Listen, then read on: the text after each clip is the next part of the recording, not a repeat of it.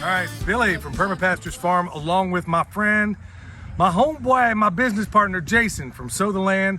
If you haven't checked it out already, you want to check out that butchery video that he put together.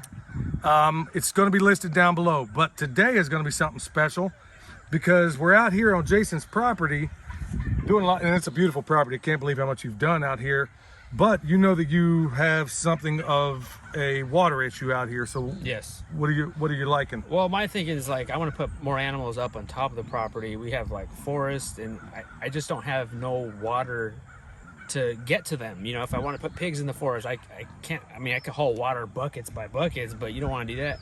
So there's no water source up there. So I was just thinking like, well, can we put a pond? You know, can we collect rain? Just trying to think like other ways to water our animals. And so I know Billy and William do swales, and they know permaculture. So we just invited them over, and trying to figure out if that's an option. Like, can we build a pond? Can we build a swale? Are those things what we want, and how that's going to look like? In a nutshell, we're here to drought-proof his homestead, and these are the tools of the trade. This is really all you need. We got some flags here. We got an A-frame. We could use a laser level if we wanted, and we got a little roller here just to see how long. So with that said, we're going to go up here, we're going to lay this thing out, and we're just going to, at this point, this is where you want to make your mistakes, on paper and with this.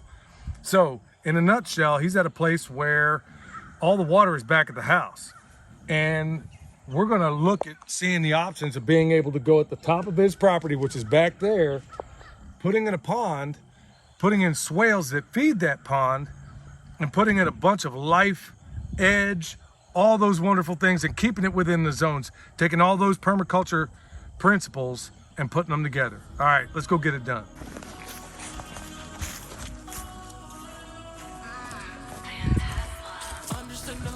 Yeah, it looks like they're trying to keep this from deer pressure. I need to give them some bone sauce. Uh-oh. All right, as we're out here kind of surveying the land, it always helps if you have something of a topographical map before you ever get on site. But as we're walking through it, that map's only going to tell you so much, because there's little nuanced things that you're only going to see when you got boots literally on the ground. Now, down through this area right here, and I can see that that's a natural place where the water's going to want to go. And really, right off of this ridge up here, right up this ridge, I can tell that that water, unobstructed, is basically coming all the way down through here. So remember, in permaculture, as I'm looking at this, I know that we want to put it as high in the landscape as we can, but I'm also looking at this and I'm saying, wow, if I got energy, and we'll call that energy rain in this case, if it's falling from the sky, I only really got a handful of options, as I've said a million times already, but I'm going to say it again. We can capture it, at least for a little while. We can deflect it, or we can amplify it. Let's get on up here and see if we can do all three. All right, this here's an A-frame. There are many like it, but this one is mine. There's different designs you can go with as well, but that's really not what this video is about. You could have a pendulum hanging from here and then find out where level is, but William went and made this basically on a level surface, and we've got basically a carpenter's level on there, okay? So all we're going to do is we look here on this, we're going to find the spot that we think that we like, that we love, okay? And I'm just going to go ahead and stick my little flag in down here, and then I'm going to turn this thing until I find something that looks like level. That's pretty doggone close. Doesn't have to be absolutely perfect, but it's pretty darn close. So all we're going to do, take it, twist it like so, repeat the process. Now there are options out there to use laser levels. There we go, right on the money. We can use laser levels, which we do and we've done. But like I told you before in some of the last videos, every time you see me do anything instructional, I'm always going to elect to do it the old way. Number one, it's reliable. I know that it's reliable, and guess what? Unlike a laser level, this here doesn't need batteries or anything else. Wow, hit that one right on the money. All right, so we're gonna lay this out and then see what we got. So the idea is, what we're wanting is basically, at one of the highest points in this property, there could be a series of swales down through here. So what we want, knowing, we'll call Jason the customer, he needs a means to be able to have water on the backside of his property. Right now he's got this yellow hose laying out and the pressure is almost non-existent by the time it gets to the top of the property, which is way up there. We're working on a swale lower. So what we're gonna do is put a pond in and ideally have swales that connect into that pond. Pretty much the same thing you saw us do in the previous video. And every time rain event happens, it's filling up the swale, hits a spillway into the pond, or if the pond gets too filled, it fills up the spillway, goes over the spillway into the swale, and then we redirect that water wherever we want it. So the beauty about something like this, number one, unlike my property, it's not going straight up the side of a mountain where you can't even use swales. You just have so much you can work with. Now, we'll go up, check it out a little bit more, and then we'll be on our way. All right, so here we are at the very, very top of the property. Over here, his property line goes way back there, and just got an amen from the little cow over there. All right, the Beef Boys, I think a Beefy Boys is what he calls them. There used to be a rap band called that. Anyway, here we are at the very, very top. And his property goes more that way, okay? So, the idea being that not only does he want to hydrate the landscape, he also wants to be able to water those cows without stretching out 500 feet of hose with zero pressure.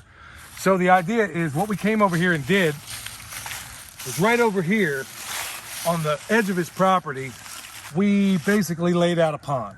And at this point, all we're doing is making our mistakes with flags, okay? First on paper, then with flags. So basically, imagine this area. I know it's hard for you to get a sense of perspective. Right over here on this edge is going to be the pond. Now, let's go down and take a look at the swale.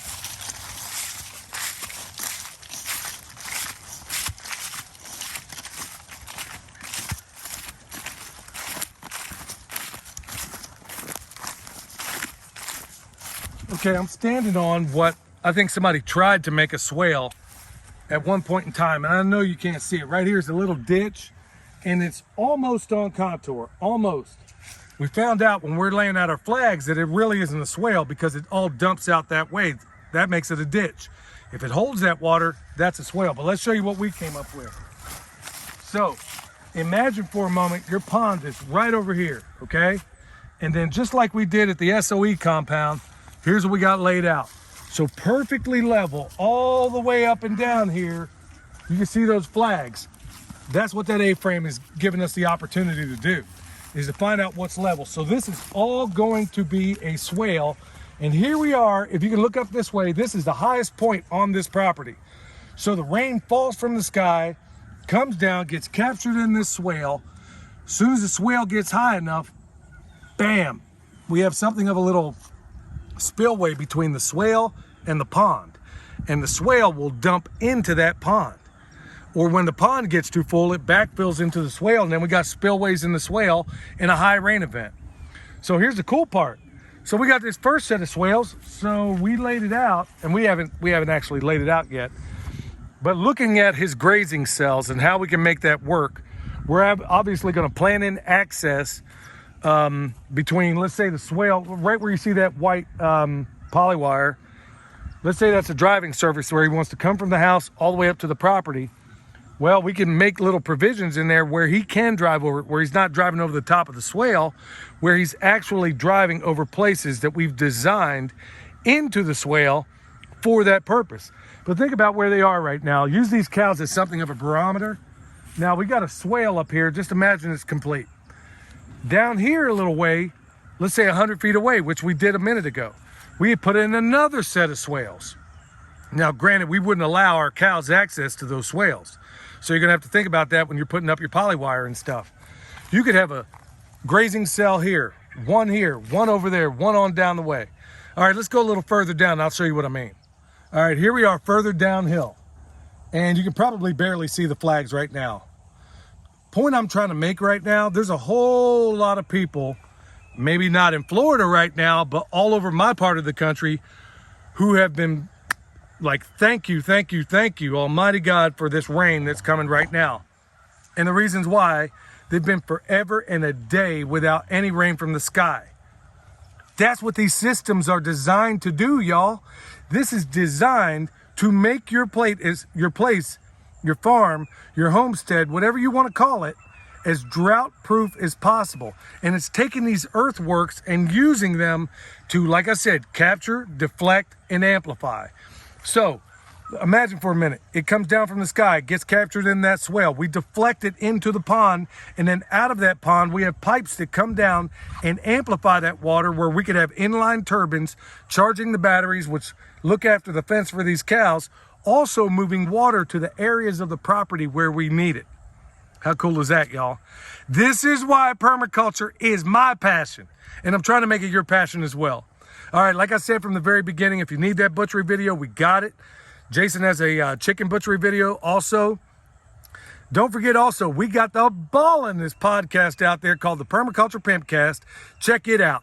You need bone sauce. Remember, it's that time of year we can be putting it out. You can still be planting comfrey as long as you can work that soil. And we got some ballin' rice knives. Till next time, this is Billy from Perma Pastures Farm, where permaculture is my passion. I'm going to get down in here and eat because they got some grub. We'll see you next time.